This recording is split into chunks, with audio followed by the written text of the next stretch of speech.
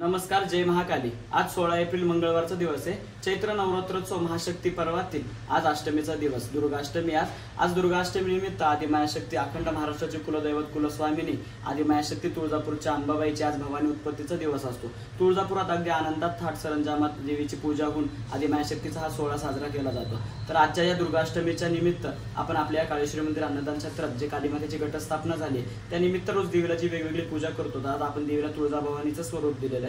तर सर्वांनी व्हिडिओ शेवटपर्यंत नक्की पहा, कशा पद्धतीने स्वरूप दिले याचा तुम्हाला घर बसल्या आनंद घेता येईल।